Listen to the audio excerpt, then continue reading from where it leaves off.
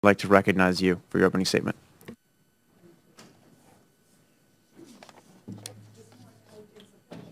Can you make sure your microphone's on? Thank you. Great. It's a pleasure to be here, Chairman Nye and panel members, to talk about service-disabled veteran-owned small businesses.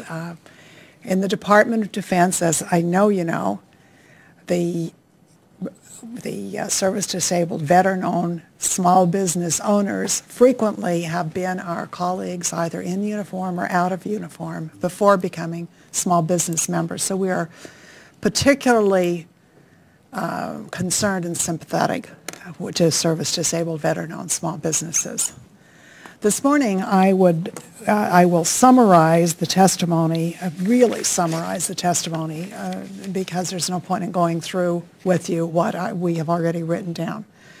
The four areas I will quickly talk about is the Department of Defense performance over the past 7 years, what we have done and are doing to improve performance, what we have found about service-disabled veteran-owned small businesses that might help us do better.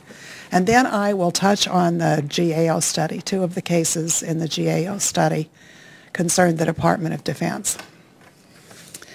As is in my testimony, over the past 7 years, the Department of Defense has had a 14-fold increase in dollars that go to service-disabled veteran-owned small business contracts. We have had a 7-fold increase in percentages.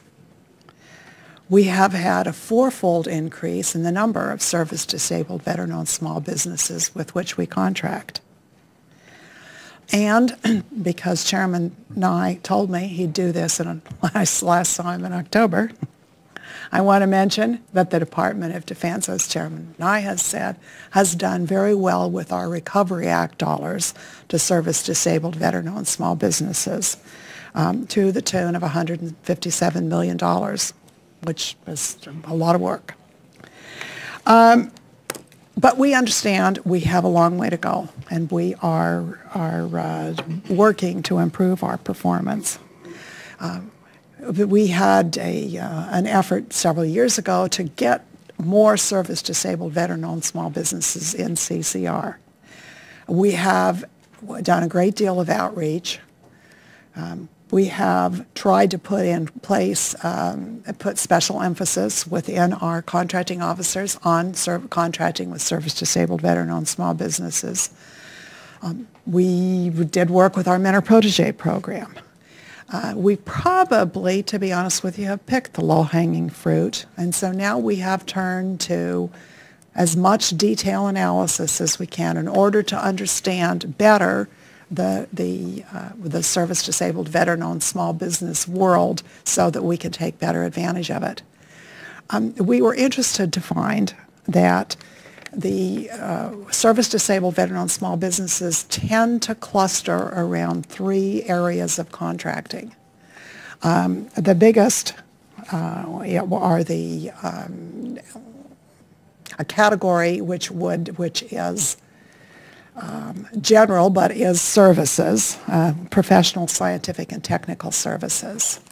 42% of the dollars that the Department of Defense sees go to service-disabled veteran-owned small businesses are in this area.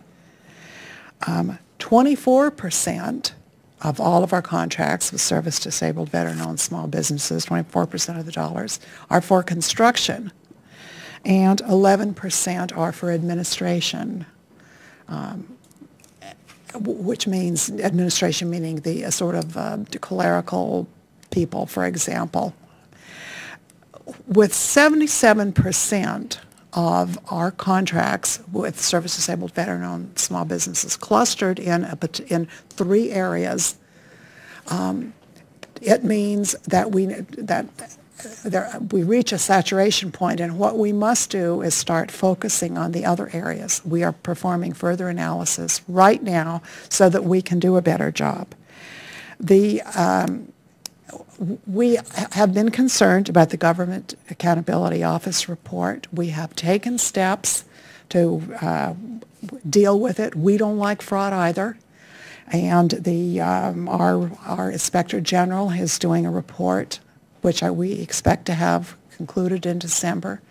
I have spoken with the suspension and debarment people. They think it's a good idea to have us pass the word better, and they are interested in coming in to help. Additionally, we believe that we need a sort of a just-in-time training for the limitations on joint ventures, because the problems seem to cluster there. My time is up. Thank you so much for holding this hearing. Thank you very much. I'd now like to recognize our second panelist, Mr. Tim Foreman, Executive Director of the Small and Disadvantaged Business